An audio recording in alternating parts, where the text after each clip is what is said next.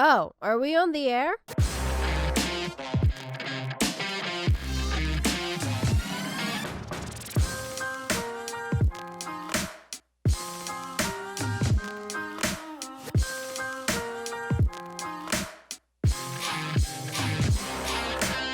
Hey gang, it's Bryan from FXBilliards. Today we are going to be analyzing a viewer's game. I know how much a lot of you guys like this because you usually get a lot out of it. And Alex has offered to have us review his game shot by shot on the channel. So let's get started. I don't think Alex plays a lot of 9-ball, but he really does have a good understanding of position play. So let's look at how he handles this. I did suggest to him, as I do to everyone else, give yourself ball in hand after the break and basically play against the ghost. So you can see he's on this 1 ball. He has to get on the 2, which is all the way at the other end of the table.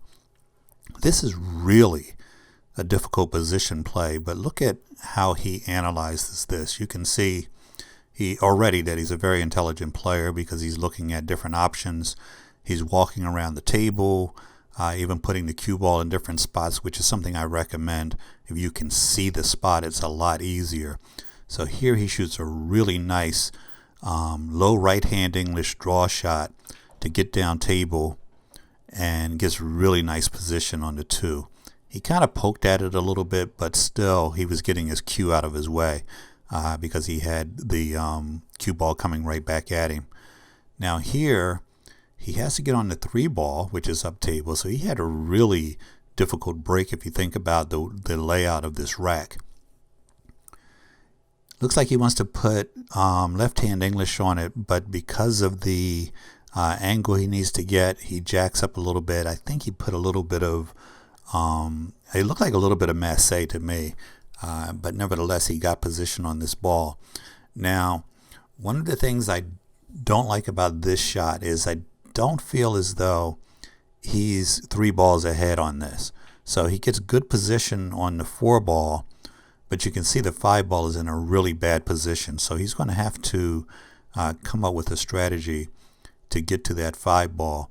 And he could have left himself in a position where he could have gotten on this side of the 5 if he had paid more attention to being 3 balls ahead. So he's really going to try to make it here in his corner pocket, but I would have liked to see him measure this out before taking the shot even on the 3 to make sure that the 5 was going to fit before he shot it. But nevertheless, he got position on the 5. It does fit, and he makes a nice shot here to get around those 2 balls, the 7 and the 9, to get position on the 6. You can tell he has a decent understanding of English and where the cue ball is going to go. So one of the things that you see with players like Alex, who has a good understanding of English and how to get in different positions on the table, is that they rely on that as opposed to thinking out the position play a little bit more in advance. Now, before we get to the drama in the later part of the rack, I want to replay this rack up to that point over again so we can point out a couple other things. So his stance is very squared off, and I did mention to him that a lot of coaches would try to change his stance, but it is a stance that is used in snooker.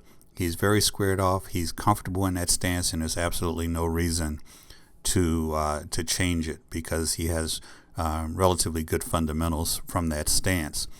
There's guys that I call the stance police out there that every video they see, everybody's stance is not up to their standing or their understanding of what it should be. If you saw a video on stance somewhere, or somebody helped you with your stance, or you think you know what a proper stance looks like, it just you're not an authority on stance. There's a lot of players out there that are some of the greatest players in the world. Alan Hopkins, for example. These guys have all kinds of stances and all kinds of what appear to be broken down fundamentals, myself included.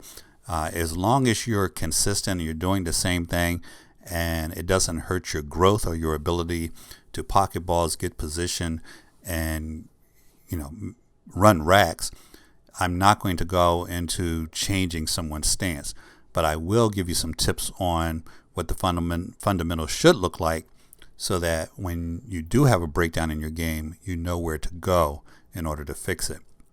So one of the things that I did tell Alex is you're not staying down on your stroke. There's a number of cases that as he shoots, he moves his body up on the shot. Now, I noticed that a lot of players do this when it comes to longer shots or power shots, particularly draw shots. I myself tend to lift my head during a power shot, particularly draw shots. It's something that happens after the ball is gone, so it doesn't affect the shot, but it is a good idea to try to stay down on each and every shot. Now, Alex does get some coaching, and I was pleased to hear that his coach told him pretty much the exact same thing that I did about staying down on the shot. So the good news is when he comes up, it's the result of the ball being gone already, so that's not a problem, but it can become an issue in some situations. So let's look at one of those situations now.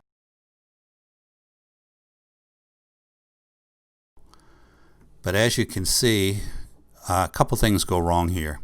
First, he almost got down on the shot. He was out of routine immediately. He didn't chalk up before the shot and then realized and came back up and grabbed the chalk. Now I'm going to slow this part down quite a bit just so I can talk about a couple things. And we're going to go back and look at the shot in real time.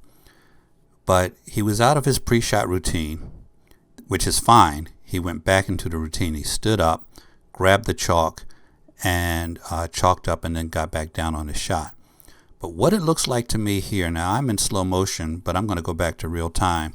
If you look at his pace here versus all of his other shots prior to this, he's taking additional warm-up strokes. He jumped up on the shot. It was the easiest shot I think that he had out of the entire rack, but a lot of things went wrong. First, when he came into the shot, he moved sideways into the shot instead of lining up the shot. Then he got down on the shot, and what appeared to me, because I'm not in his head and I didn't ask him about this, but it appeared to me that while he was down on the shot, he was deciding exactly what he was going to do with it. He was straight in on the shot, which caused him to worry about whether or not he was going to follow, draw, what the case was going to be. When you have those situations, guys, stand up and look at the table. Even walk around the table. A lot of times you'll get an idea. And I think the idea that he came up with was he was going to shoot a short draw shot and get position on the 9.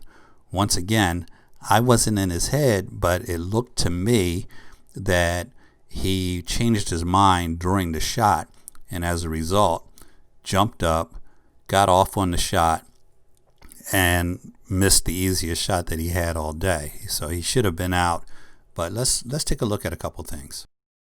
So he grabbed the chalk and still kind of moved sideways into the shot, and you can see he's really a lot of warm-up strokes here, and it appears to me that he's trying to decide how to play the shot.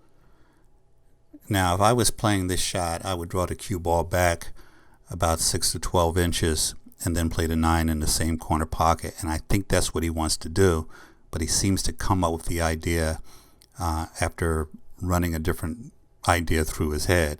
So you can see that even once he executes the shot, the position that he would have gotten would not have put him on the 9 ball.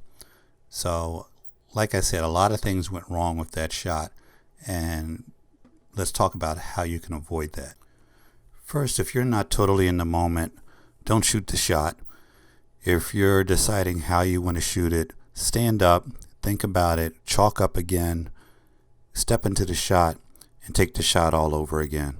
When you're undecided on a shot, that's a perfect time for everything to just break down on you. So you could see that he jumped up on the shot. He had a very long bridge. His cue actually went up in the air as he executed the shot. So he wasn't down on the shot, which is we already talked about one of the habits that he has. And other than that, he's a pretty decent player. He's going to be a really good player. The fact that he's getting instruction on a regular basis, the fact that he's open to criticism, like we're giving him right now, shows that he has a future as a pretty good player. So thank you, Alex, and make sure you guys hit us up in the comments. Thank Alex for his sharing his video with us, and anyone who wants to share a video with us and have it analyzed from the channel, please get in touch with me, FXBilliards@gmail.com. Thank you.